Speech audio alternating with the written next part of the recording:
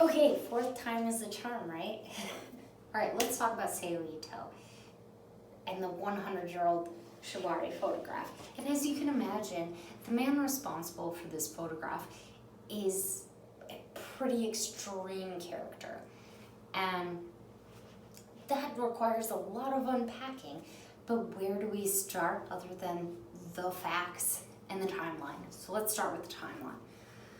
We're going back to 1882. Hajime Ito was born.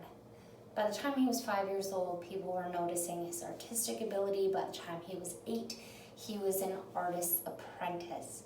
By the time he was 13, he said he started collecting torture material, and this was about the time that he changed his name to Seiu and chose these two characters, which from everything I've read and seen and from my own interpretations, I would say is these two characters mean the rain that happens while the sun is still shining, which the emo boy is eternal and we stand.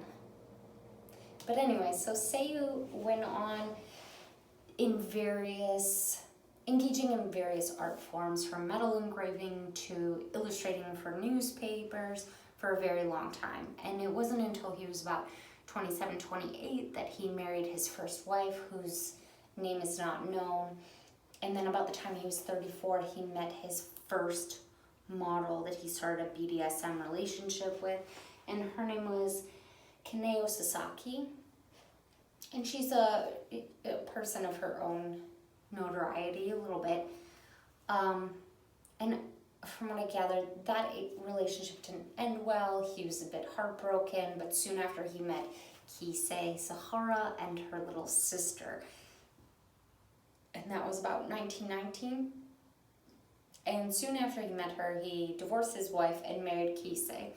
And so this is when he really delved into rope. This is when he started doing suspensions with Kisei and her sister.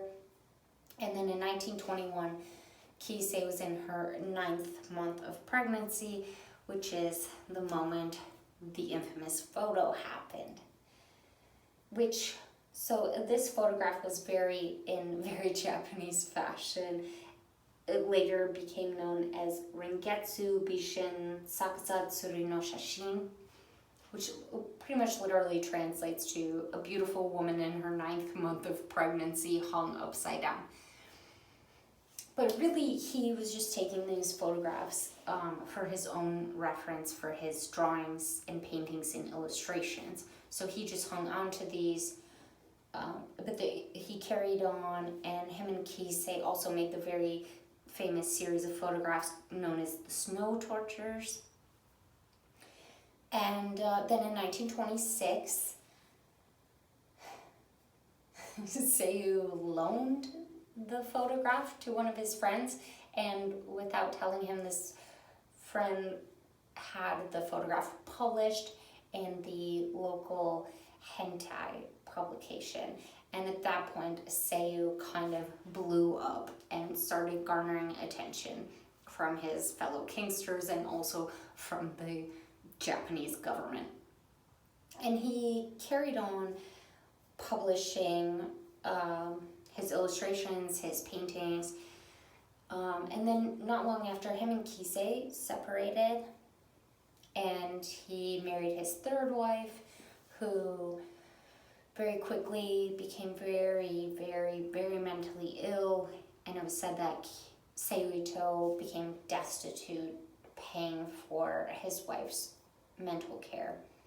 And then in 1945, his home in Tokyo, Japan was pretty much destroyed due to the Tokyo airstrikes, which he was pretty lucky because something like 100,000 people were killed in those strikes. So he rebuilt after that, and he continued to do publications in various magazines and was hanging around with the Kitten Club guys, which, note that one, Kitten Club, note that for another day.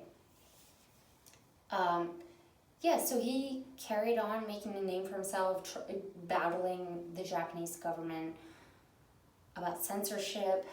And then in 1961 is when Seiu passed away.